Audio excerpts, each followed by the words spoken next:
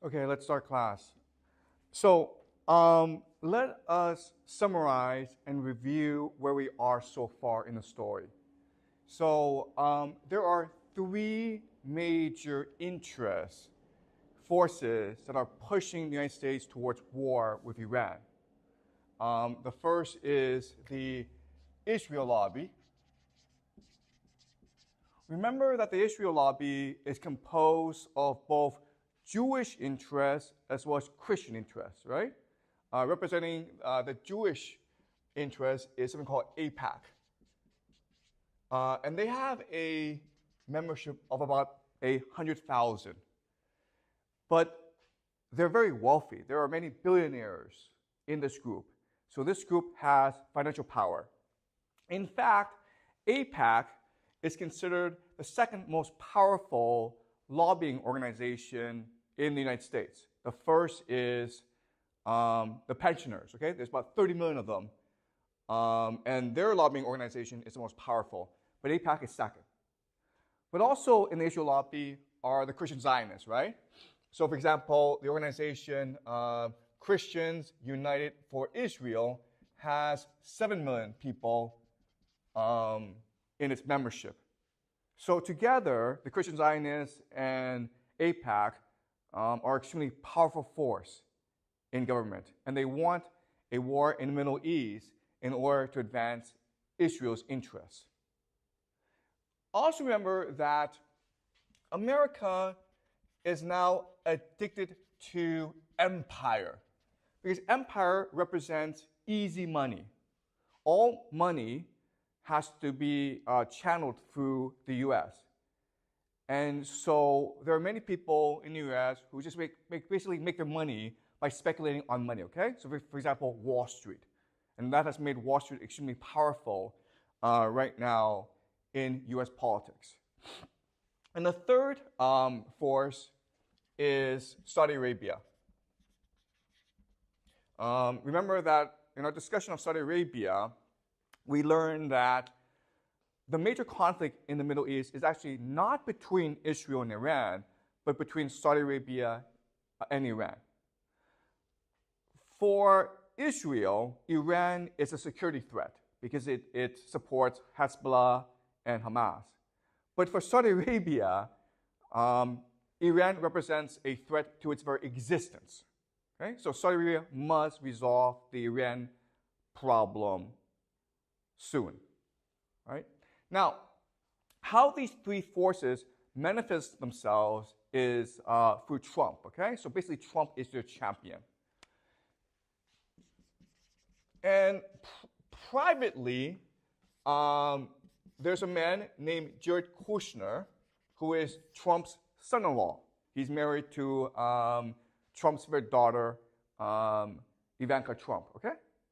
And Jared Kushner happens to be very good friends with both Benjamin Netanyahu, who is the leader of Israel, as well as Mohammed bin Salman, who is the leader of Saudi Arabia. Now, Jared Kushner's father, Charles Kushner, was a very prominent sponsor of AIPAC. In fact, when Benjamin Netanyahu comes to stay in the United States, he lives with the Kushner family. So one night, Benjamin Netanyahu had to stay in Jared Kushner's bedroom, and Jared Kushner had to sleep in the basement. Okay, that's how close they are.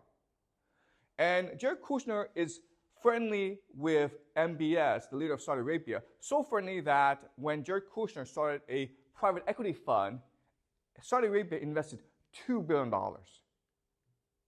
Okay? So through Jared Kushner, these three forces are able to exert influence on Trump. As we also discussed, it's very likely that Trump will become president of the United States again in November, and he will pick Nikki Haley as his VP. And that means that Nikki Haley will be the one in the Trump White House pushing for war against Iran.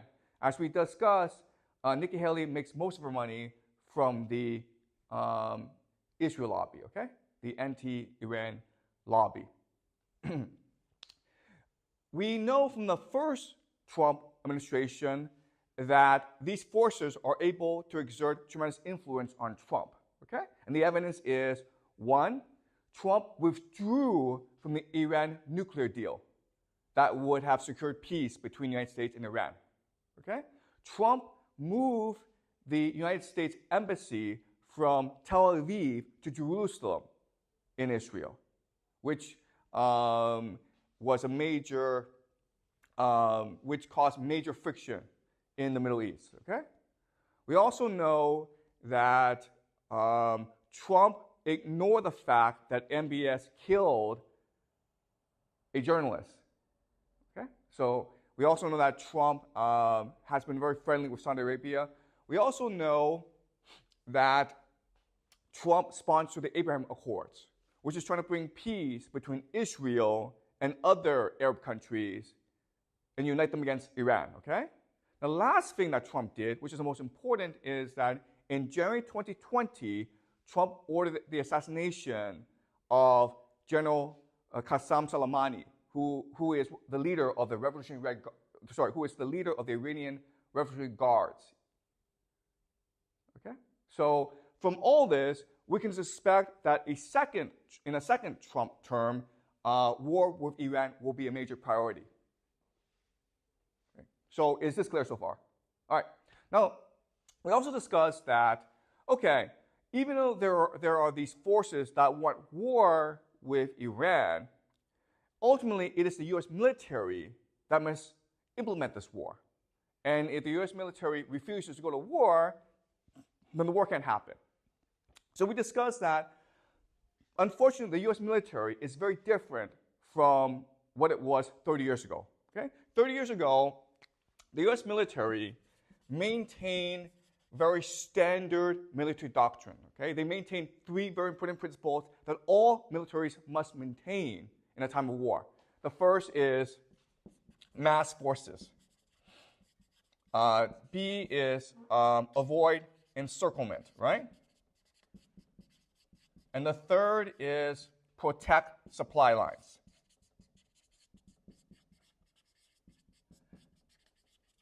Now, the important idea is that when you fight a war like this, okay, which is traditional warfare, you must have the consent of the public, okay? Because it is the public that sends soldiers, that provides money, that gives you political support. But in 2003, the U.S. military changed its military doctrine to one of shock and awe. Okay? And what shock and awe means is that you don't have to follow these three principles anymore. You can use air supremacy. You also have technological omniscience. And you also have special forces.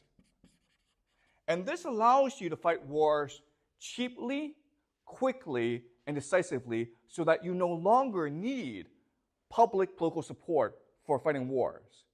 And as we also discussed, this created the idea of hubris in the American military. So the American military, because of the 2003 war in Iraq, are confident that they can win any war, any place, against any enemy. We know that this doctrine is actually not true. And we know because of something called Operation Prosperity Guardian. Okay? So a few months ago, the Houthis, which are a rebel group in Yemen, they started to attack ships in the Red Sea. Okay? And a lot of trade goes through the Red Sea. So the American military dispatched a massive naval force against the Houthis. Were the Americans able to defeat the Houthis? No, they were not. And so what are the Americans going to do about it? What can they do about the Houthis? What's the solution to this problem? You have these pirates, the Houthis, going around and attacking these ships, which is affecting international commerce. And that's why inflation is such a huge problem right now in the world. So what's the American military going to do about this? What can they do about this? The answer is nothing. Okay? The American military has no solution. Why? Because they don't have the forces necessary in order to undertake an operation against the Houthis. They have special forces, they have air supremacy, and they have technological omniscience, satellites, but they don't have infantry. They don't have lots and lots of ships. Therefore, they cannot stop the Houthis. Okay? And what's really important is that Joe Biden has come out and said that, yes, we know we are losing the war in the Red Sea, and yes, we know that we cannot stop the Houthis, but we are going to continue on this path. Okay? Does that make sense? This is the idea of hubris. Not knowing your limitations. And when you are faced with your limitations, you refuse to accept your limitations. Okay? And that's why when the US military is given the order to invade Iran, they'll probably go along with it because they cannot imagine the possibility that they could be defeated in Iran. Okay? And then you have the Iran Revolutionary Corps, okay? The Revolutionary Guard. And as we discussed last class, they want war with the United States because they're very angry about U.S. interference in Iran, right? So during the Shah regime, which was a brutal police state from 1953 until 1979, the Americans were the ones who were backing this police state. So there are many who are angry about this. They're also angry about the fact that the U.S. continues to protect Israel and Saudi Arabia. Okay? And they're also angry about the fact that Trump killed General Soleimani. Okay? And as we discussed, it's possible that the Revolutionary Guard Corps killed last week the president of Iran, Ibrahim Raisi, because he was preventing war. Okay? So they want war with the United States. So you see the map, right? You see the logic of this, where there are powerful forces in the United States pushing the United States towards war. You have Trump, who has basically agreed in his first term to raise or increase escalation with Iran. Within the Trump White House, there'll be Jared Kushner and Nikki Haley to push this war, both privately and publicly. The U.S. military has so much hubris that they think they can win this war, and Iran wants to provoke the United States into invading it. Okay? And the United States and Iran can have many, so Iran has many strategies in order to provoke the United States into war. Okay? Basically, the United States is looking for a reason, and Iran wants to give them a reason.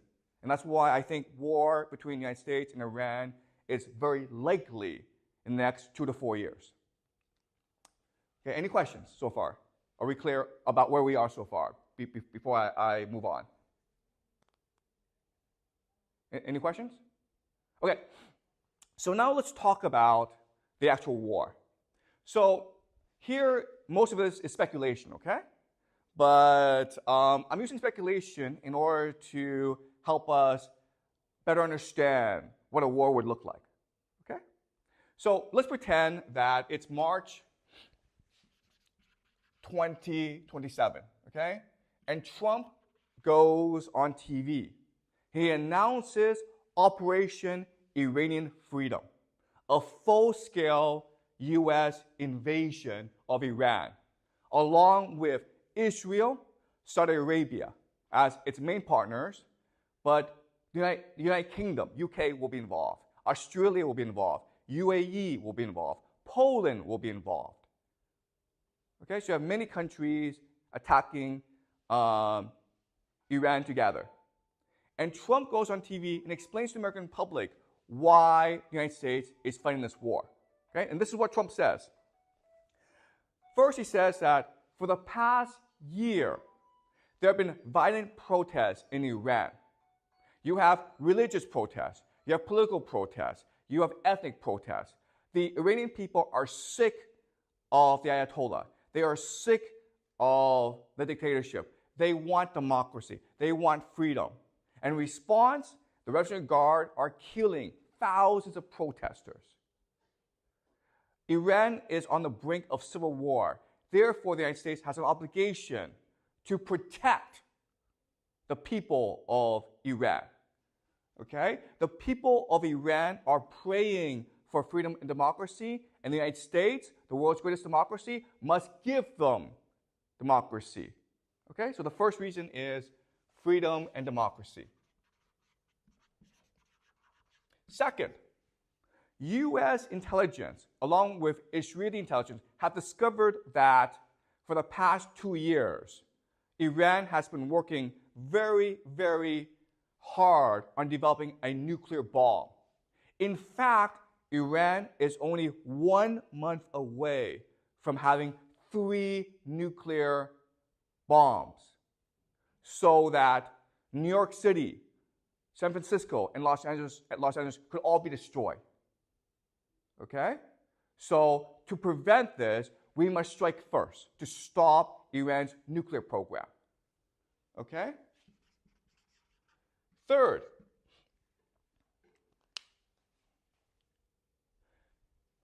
Iranian proxies, the Houthis, Hezbollah, many groups, have been disrupting shipping in the Middle East, in both the Red Sea and the Strait of Hormuz.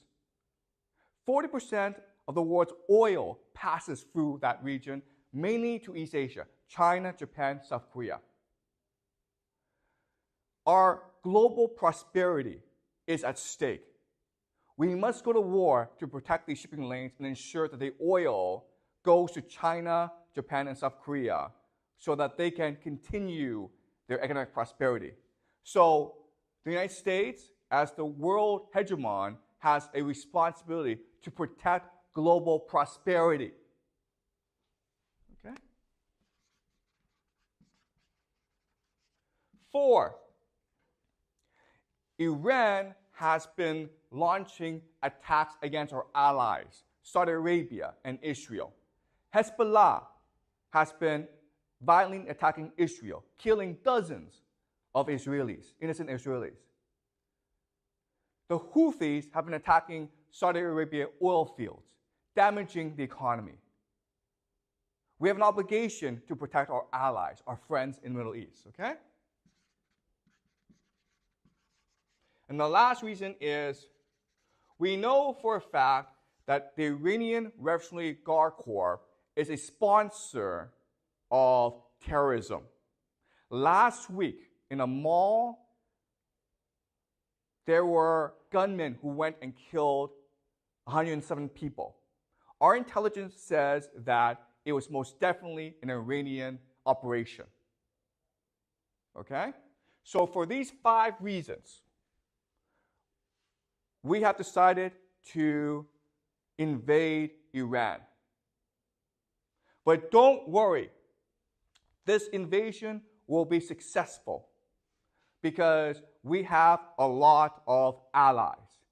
The UK, Israel, Saudi Arabia, all friends, will be part of this operation. Our special forces are already in the country looking for their air bases and their missiles. We can knock them out at the beginning of the war. Also, we have been in contact with Iranian opposition groups. They want to overthrow the regime. And when we help them, they will install democracy in the country. Our American military is the greatest in the world. In 1991, our military defeated Saddam Hussein in 100 hours. In 2003, our military defeated Saddam Hussein in less than 3 weeks. To prove that we are the greatest in the world, we will defeat Iran in only 2 weeks. So do not worry. We will be strong in protecting democracy, freedom, and global prosperity. Okay?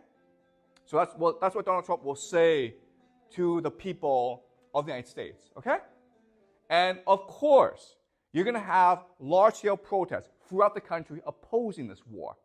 But most people in the country will support this war. Okay? All right. So after the speech, the operation is launched. And on TV, we'll watch this on TV and the internet together, on YouTube together, okay? And we'll be so impressed by the power of the US military. This is Iran. This is the Strait of Hormuz. Saudi Arabia. Israel is here. Red Sea is here. Iraq is here. Okay? So, in the Strait of Hormuz comes the USS Gerald R. Ford. It's a $13 billion super carrier. Okay? This thing is designed to destroy countries. It is now prowling the Strait of Hormuz to ensure that shipping is safe. America establishes air supremacy very quickly, okay? Meaning that it has complete control over the skies. Nothing can move in the skies without America detection, okay? And then a massive invasion force is sent to Iran in the south. 100,000 US troops land, maybe 200,000 Saudi Arabia troops land, okay?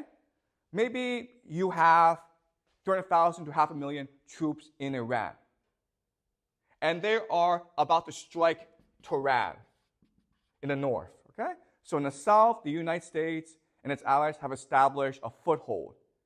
They have a huge presence in the country, and they're about to attack Tehran, okay? All right. Do you understand what has happened? Okay. Now I want to ask you this question. At this point, I think the war has been decided. Who has won the war? America has established air supremacy. It controls the skies. U.S. Navy controls the seas. You have 100,000 U.S. troops in country ready to strike Tehran. The war has been decided. Who has won the war?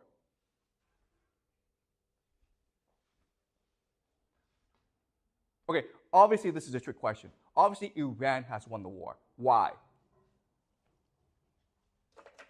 Why? What's the problem with this plan? Okay? This is typical American doctrine, shock and awe. This is how they fight wars. But there's a problem with this plan. What is it?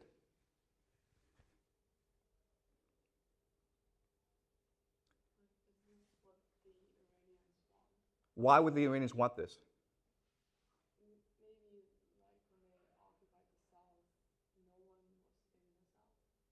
Okay, let's go back to traditional military doctrine, okay? In traditional military doctrine, you have three principles, right? Mass forces, avoid encirclement, protect supply lines, okay? These are three things you must absolutely obey if you are going to war, okay? So using traditional military doctrine, explain to me why the United States has lost the war right now. Exactly. First of all, they're encircled, okay? Do you know why? Because Iran are all mountains. It's a fortress, okay? Meaning that to get these troops into the country, you have to airdrop them, right? But guys, once you're in the country, you can't get them out of the country. You understand? Okay, so that's the first problem. They've been encircled, right? What's the second problem? They can't actually go north. Why not? Like it's too heavily defended because of all the mountains. That's right. And why else? And like it's very hard to move like tanks and equipment through mountains. Yeah, that's right, okay? So they failed to mass forces, okay? Iran is a population of 90 million people. You will need at least 3 to 4 million soldiers to even think about conquering the country. They've got 100,000 in this country, okay? And as Jack says, you can't move tanks through mountains. They're not designed for mountain warfare. What are you going to do? Okay?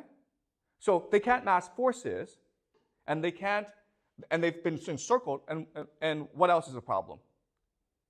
And this is the biggest problem. Exactly. They cannot be resupplied, okay? They have no supply lines. For them to be resupplied, airplanes have to drop ammunition, food, into the country. But again, Iran is all mountains. So it's very easy for Iranians to shoot down the airplanes. Does that make sense? When you pass through mountains, you can't see what's on the ground. A random guy with a rocket launcher can just shoot down the helicopter, okay? Which is what the Afghans did against the Soviets in the Afghanistan war. And that's why the Soviets lost the war. A drone can take down any airplanes, okay? So, in other words, these guys are trapped. You think they're soldiers, but they're not. What they really are hostages. Okay? Does that make sense? You have too many people in the country, so you can't get them out of the country, but you don't have enough people to actually launch a strike against Tehran. You can't resupply them. And they've been encircled by Iranian forces. All right? Does that make sense? Okay? Okay. Now, the logic of having 100,000 US troops in the country is that once in the country, all the resistance to the regime will rise up and strike against Tehran. The Iranian army will mutiny against the country. Okay? That's the hope. Why do we think this won't happen?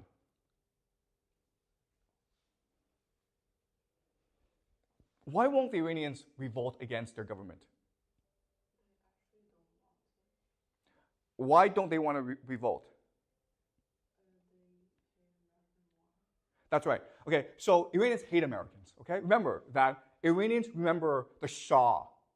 From 1953 until 1979, the Shah, the American-supported Shah, was running a brutal police state. So brutal that everyone in Iran revolted against the regime. Okay, that's number one. Why else would the Iranians not support the Americans? Why? That's the first reason. Iran has a bad history with America. What else?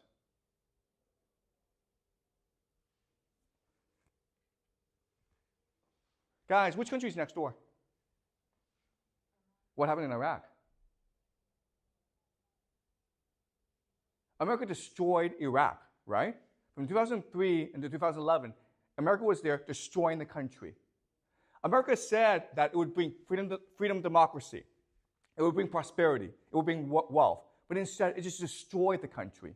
American soldiers were running into houses every night, pointing guns at children, destroying homes, and arresting men for no reason, okay? Iranians saw all this on TV. They heard about all this from neighbors, okay? So they know that if America comes, it's to destroy the country, not to bring freedom, democracy, not to bring prosperity, it's to destroy the country. That's why they're going to fight, okay? And another reason is that Iranians think that they belong to a great civilization. So they value their freedom and independence. Okay, does that make sense? They're not going to submit to a foreign conqueror. So, why else would the Iranians resist? Okay. Also religion, right? The Iranians are religious. They believe that America is Satan, and they have a duty, a religious obligation to fight Satan, okay? So for many reasons, there's just no way that Iranian people are going to stand with America. You might have a minority, but most are going to resist, okay? Okay, so does that make sense? Okay, any questions so far?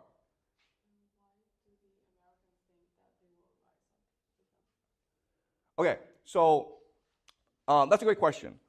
Why would the Americans think that the Iranian people will rise up?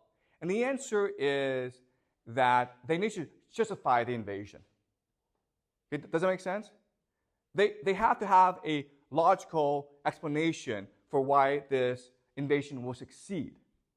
Because one of the criticisms against them will be like, you need 4 million people to invade Iran. They don't have 4 million soldiers. They have at most 1 million soldiers, okay, total throughout the world. They have about 60,000 in the Middle East. So they can't get 1 million soldiers. So the only explanation is, okay, well, we're going to pretend that once we invade, the people of Iran will support us. Do you understand? So it's not based on truth, but it's a explanation for why the invasion will succeed. Does that make sense? Yeah, but that was like what they tell the public, but do they actually believe it? Oh, that's a great question. Okay, so that's their propaganda. But do they actually believe this? And the answer is hubris, okay? They do believe this because they have hubris. And again, it's hard because we're not in their position.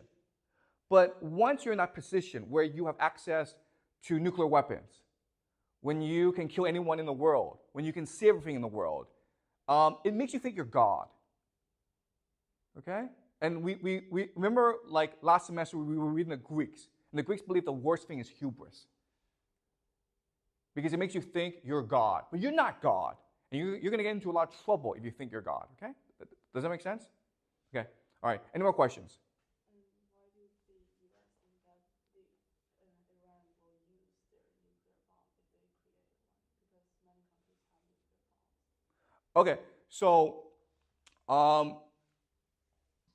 Trump says that Iran is 1 month from developing a nuclear bomb, right? America has been saying this for the past 10 years. Okay? You just Google this, and America's like, oh, Iran is only 1 month away from a nuclear bomb. They've been saying this for the past 10 years. So, do you understand? When Trump gives his speech, there's absolutely no evidence that any of this is true, okay? But this is how he will explain the invasion. Okay? All right? And chances are that even if Tehran possess a nuclear bomb, they won't use it. Why not? That gives America a reason to use its bomb. That's right. The reality is that there's only one way that America can win this war against Iran, okay? They can just nuke the country. And America will do that if it has enough, if it has a pretext, okay? So nuclear weapons is something that Iran is very afraid of, okay? So does it make sense? All right. So this becomes, so American soldiers are trapped in this country. Okay? So now the question then is, wait a minute here. Why would America do something so stupid as send 100,000 soldiers into the country for no reason and get them trapped? Okay? So that's a question. And what I want to do now is make you the argument that there are two ways that we can prove or provide evidence that this is true, okay? The first is historical analysis. Historical analysis means that are there historical examples like this? Okay? Are there historical analogs? If there are, then this could be true, okay? The second method is through game theory analysis. Why would the actors who are rational do something as stupid as trap 100,000 American soldiers in Iran? All right? So we'll first do historical analysis to find historical analogs, examples, sort of similar to this. And then we'll look at game theory to try to reason out the motivation of the actors. Okay? So let's first look at game theory. Oh, sorry. Let's first look at historical analysis. Okay. So the year is 415 BCE, okay, in Athens. Remember that we studied Thucydides, the Peloponnesian War, last semester, okay? So we will now discuss the Peloponnesian War. The year is 415 BCE. And for the past 17 years, Athens have been fighting a brutal war against Sparta, okay? It's a stalemate. And then for whatever reason, a man named Alcibiades, okay, has a suggestion. Okay, and his suggestion is to win the war against Sparta, let's go invade Sicily. And Nicias, his opponent, is like, why the hell would we want to invade Sicily? It's far away. And now the bad is like, well, because it has a lot of money. And if we invade the country, we can take their money. Okay? And it turned out, by making this argument, the people of Athens really support this argument. Okay? Because the reason why is war was costing them a lot of money. And they become addicted to the easy money of empire. Okay? So they want to fight this war. So Nicias has this great idea of how to convince people not to go to war. Okay? And what he says to the people is, okay, guys, I know you want to fight this war. I know that you think this war is a good idea, but Sicily is a huge place. It has a navy.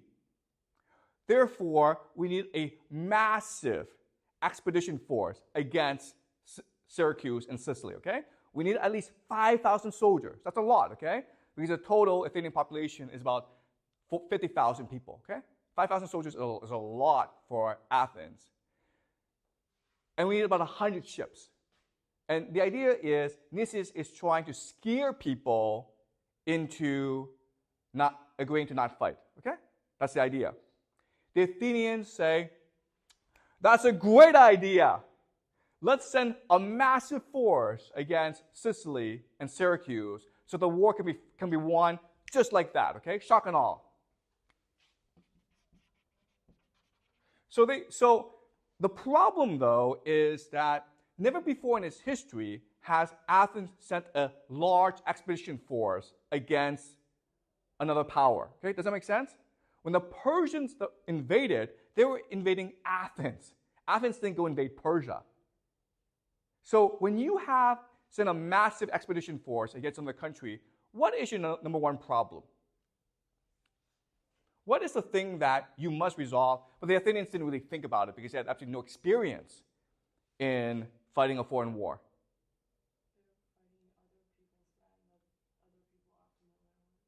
Okay.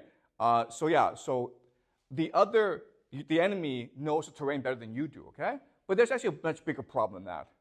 And it is what? Okay, the biggest problem is resupply.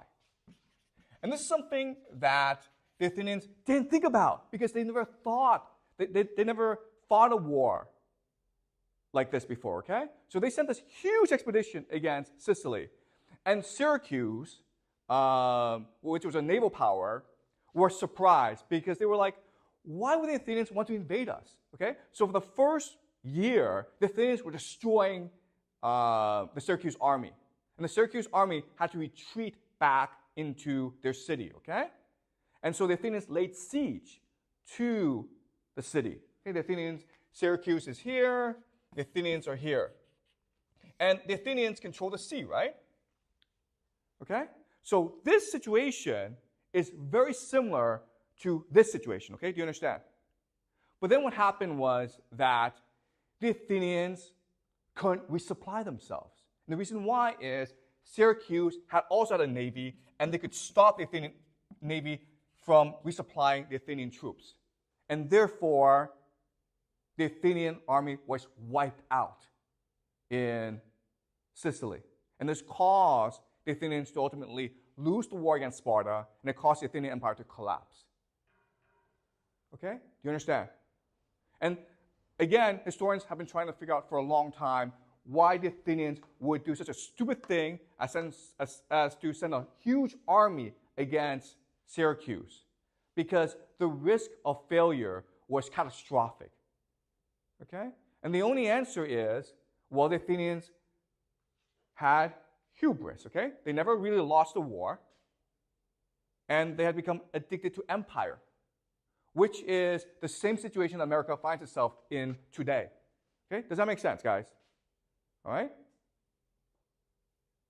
So this has happened before in history, when the Athenians invaded Sicily and lost to Syracuse. Their entire army was wiped out in Syracuse, okay? Because they couldn't resupply their army. Does that make sense? Right. The second example we can look at is the Vietnam War. So in the beginning of 1960, okay, in the beginning of the decade, most Americans have never heard of a country called Vietnam. Okay? Most Americans didn't know what it was, didn't know where it was, okay? By the end of the decade, in 1969, 500,000 American soldiers were in the country, destroying everything, okay? But also getting destroyed themselves. 58,000 US soldiers died in Vietnam. So the question then is, how did this happen? Why would this happen? 1960, Vietnam was a distant country no one's ever heard of. By the end of the decade, 500,000 US soldiers were in country fighting this war against an enemy they really didn't know. Okay? In 1971, the Pentagon Papers came out. And the Pentagon Papers was a history of America's involvement in the Vietnam War dating back to the 1950s, okay? And it made three major points. The first point is that American leadership, military leadership, has been expanding the war in Vietnam without public knowledge, okay? This is what we call mission creep. So maybe at first they sent some observers to the country, then they sent some advisors, then trainers, then soldiers, okay? So mission creep. Slowly over time, things escalate. And you don't really understand why things escalate, but they do, okay? Second point is that American leadership, from very early on, knew the war was unwinnable. This was the greatest military in the world. They dropped more bombs in Vietnam in the 60s than all bombs were dropped in World War II, okay? And they could not win the war. And the reason why is, to win a war, you have to solve three problems, okay? Okay? The first problem is clear strategy, okay? What are you trying to accomplish in this country? What are your clear military objectives, okay? Second is, you must adapt to the battlefield, okay? Because all your best plans will change over the course of the battle, okay? So the adversary that is most willing to adapt to the battlefield will win, okay? The third thing is the will to fight. So if you want to look at a war and who's most likely to win the war, you ask these three questions.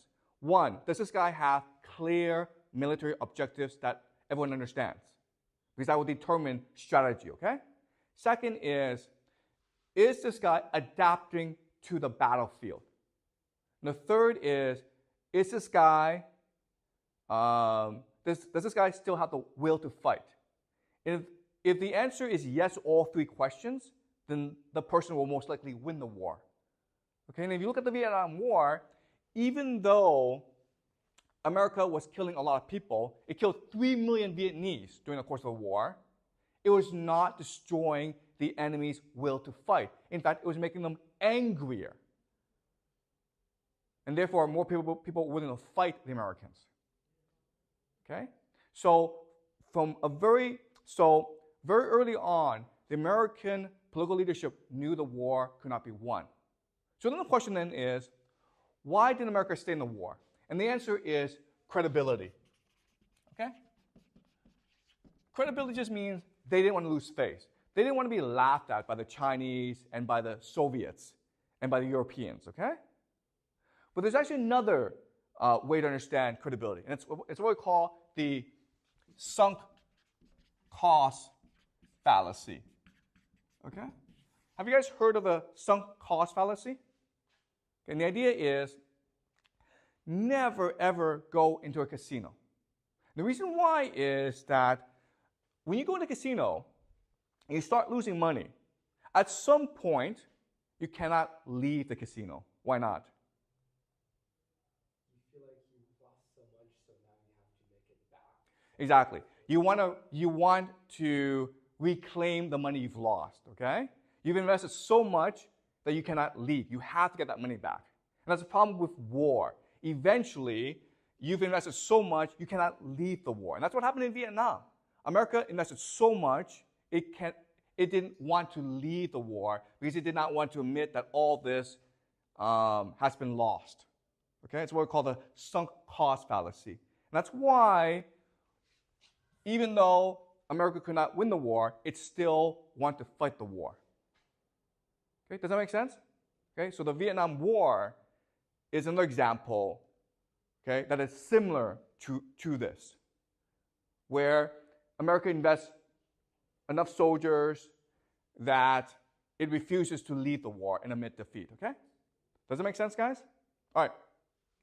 Now let's look at one more example, and this is the most recent example, and it's the Russian-Ukraine war. Now, as you know, in February 2022, Putin ordered a special military operation against Ukraine. Okay, and this is Ukraine, and Russia attacked from three axes. Okay, the north to take Kiev, the capital. You have the east to take Donetsk, and then you have the south from Crimea to take the south. Okay, and as we know, the north failed. Okay, the north attack failed, and the Russians had to turn back. But the east and the south were successful. Okay, now let's think about this. You have an extremely powerful military attacking your country, the Ukraine. If you were the Ukrainian president, if you were the Ukrainian military, there's really only one way you can fight this war and win. And what is it? Using traditional military doctrine. How must you fight this war? You guys know? Let's go back to mass forces, avoid encirclement, protect supply lines. How must you fight this war? There's only one way you can fight this war. Excuse me? How do you disrupt supply lines? There's only one way you can fight this war and win. And what is it? The enemy is attacking you, right? So what must you do? Okay, the answer is you must retreat. Okay? Why? The enemy is attacking, right? So you pull back your forces. Why would you do that? What's the logic of that? Because then they have longer supply. Exactly, okay? It's that simple, okay? You want to overextend your enemy. Ukraine is a huge country, right? And Russia didn't send out that many soldiers, maybe 160,000. That's not that many soldiers. So if you just give them space, they're going to outrun the supply lines, okay? And then when they outrun the supply lines, you can encircle them and you can disrupt their supply. And that's the only way you can win the war, okay? What did the Ukrainians do instead? That's the only way to win this war. But what did the Ukrainians do instead, which made them lose the war? Yeah.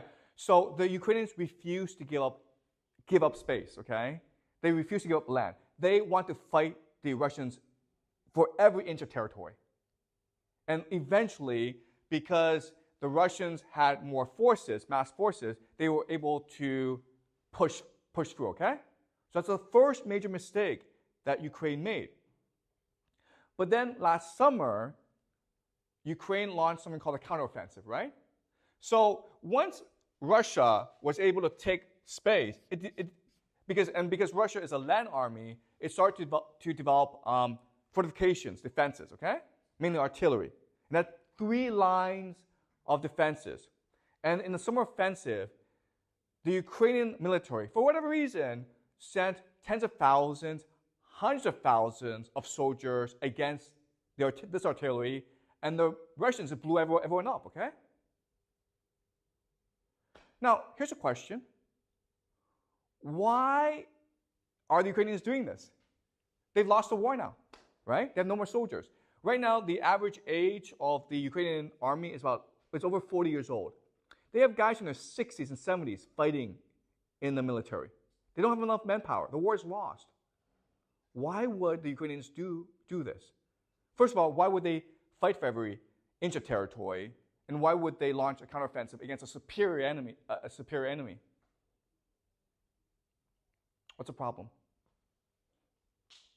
Okay, the first is the president Zelensky, the guy's a TV actor, okay? Which means that he doesn't think strategy, he just thinks what looks good on TV. So for the first 2 years of the war, we're watching this on TV, right? And it looked as though the Ukrainians were going to win this war, right? I remember like 2 years ago, people were saying that the Ukrainians are going to march to Moscow and overthrow Putin. People were saying that, okay? And the reason why is that Zelensky is a master of public image manipulation, okay? He was distorting reality for people through television. The problem with that, though, is it's not reality, guys, okay? The reality on the ground is very different from TV, okay? So who else is like Zelensky in this world? Trump is exactly like Zelensky, okay? Do you understand? Trump is also concerned about what looks good on TV. He's like, I must look strong. We must look as though we're winning this war. He doesn't really care about strategy, okay?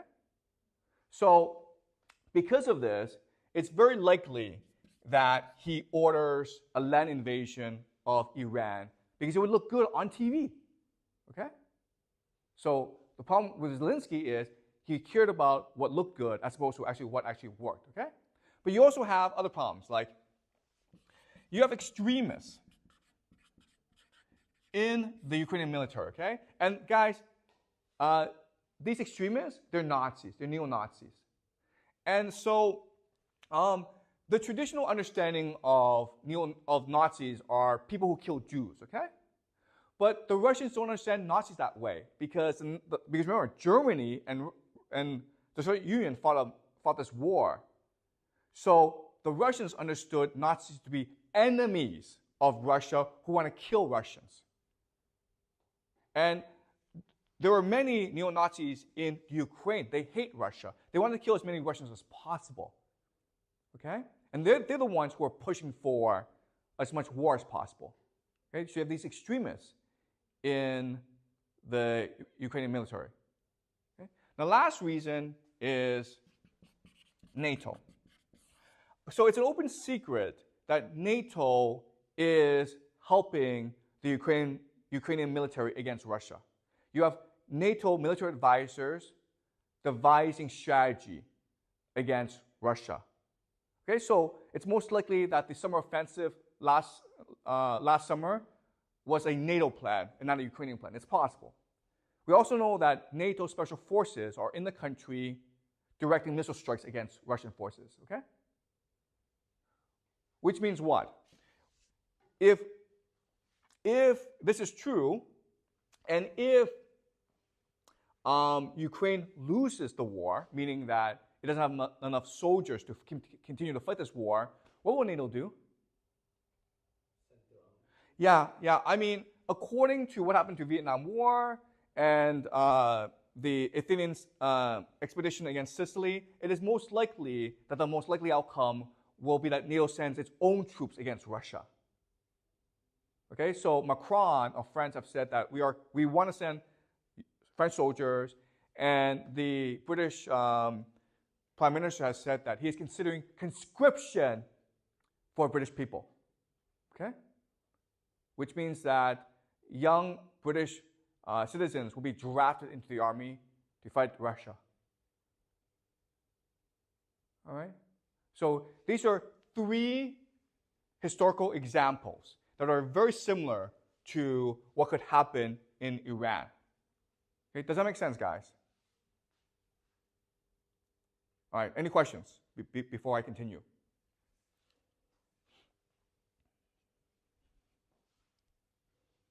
All right, is this clear so far? All right, now let's use another mode of analysis called game theory analysis, okay? And this is what I've been teaching you this semester. And the idea is that society, what happens in the real world, is a game among human beings. Okay, and each person is trying to play this game as to optimize the outcome for that person. Okay, so the question then is, why would the United States send 100,000 troops into Iran? So let's look at the individual motivations of the individual players, okay? So you have the United States. What does the United States want to do? What does it want to do? By doing what? And accomplishing what? It wants to topple the regime in Tehran, right? And you can only do that through a ground invasion, okay? So the United States is trying to topple Iran. But then you also have other actors, okay? So Iran. What does Iran want to do? What does Iran want to do? Or basically the Revolutionary Guard Corps. What do they want to do? Should we?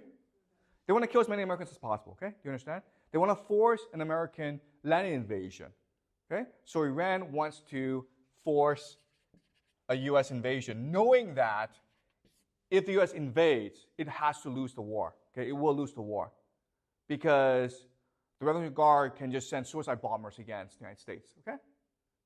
Now let's look at Israel. Okay? We know that the United States wants to topple Iran. We know that Iran wants to force a U.S. invasion to defeat the Americans, to humiliate the Americans, and exact revenge for what happened in the past. Okay? What does Israel want to do? What is Israel's optimal outcome? You guys know?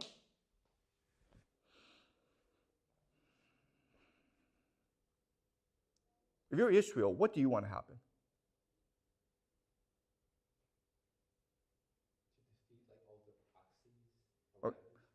Okay, so you want Iran defeated, okay? And then what do you want to happen? You want Iran defeated, you want the proxies defeated, and then what do you want to happen?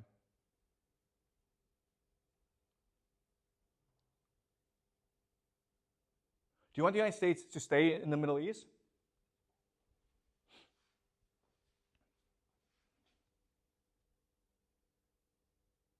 What happens if the United States and Iran both lose the war? I mean, Iran is destroyed as a country, the United States is destroyed as a military presence in the Middle East. What would happen? Israel becomes the top dog in the Middle East. Do you understand? Okay? Israel can now control the entire Middle East. So the optimal outcome for Israel is Iran and the United States are both destroyed. Okay? Do you understand? How about Saudi Arabia? What is their optimal outcome? Exactly the same as Israel. Exactly. Okay? Do you understand? Okay? Which will leave the Middle East to Saudi Arabia and Israel, but Israel is a far superior military than Saudi Arabia. Okay? Remember, it's very easy to blow up Saudi Arabia. They have oil fields. Okay? Not that easy to blow up Israel. So Israel becomes a top dog. Do you understand game theory? In other words, all the major participants want an invasion of Iran. Okay? But they want different outcomes. And Saudi Arabia and Israel most benefit if this situation happens, where you have 100,000 U.S. troops in the country and they can't get out, okay? Because it becomes sunk cost fallacy. The United States can only pour in more soldiers. Okay, does that make sense? All right. So is this clear to you guys? Okay? You can either use historical analysis to get to this outcome, but you can also use game theory to get to this outcome. Any questions so far?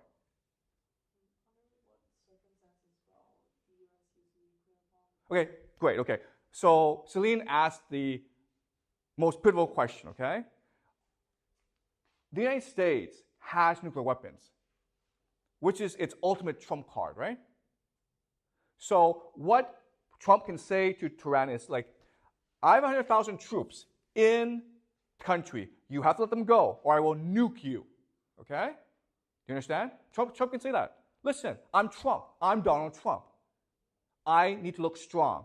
I have 100,000 troops in the country. I can't get them out of the country. So he says to Tehran, you either let them go, Okay? You either guarantee him safe passage out of the country, or I will nuke you. Right? So that's what will happen. That is what Donald Trump will do. Once the situation arises, the only way for Donald Trump to save face is to threaten Tehran and says, you either let my guys go, or I will nuke the entire country. Right?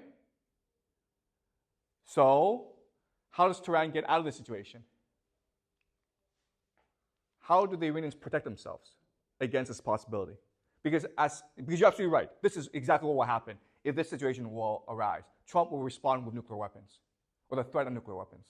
So what must the Iranians do to protect themselves against this possibility? Who can help the Iranians now? Russia. Okay, do you understand? So before this war happens, Iran and Russia must come to an agreement where Putin says from the onset, no one is allowed to use nuclear weapons. Okay? If Iran uses nuclear weapons, I will nuke Iran. If the United States uses nuclear weapons, I will nuke the United States. If Israel uses nuclear weapons, I will nuke Israel. Okay? If Putin says that, how will the world react? If Putin says this, you are not allowed to use nuclear weapons, how will the world react? He's a hero, right? He saved humanity. But because he says this, the United States is now trapped. Okay? You understand? And so this becomes a black hole for the United States, where they can only send in more troops. They can't get any troops out. They can only send in more troops. What's the problem with this? What's the problem with sending in more troops? No, there's actually a huge problem with this idea of sending in more troops. What is it? Okay, you can't, no one wants to go fight, you understand? The military cannot recruit soldiers. All right? But even if you did have enough troops, as Jack says, you can't resupply them. Why? Why can't you actually resupply your army? Why not?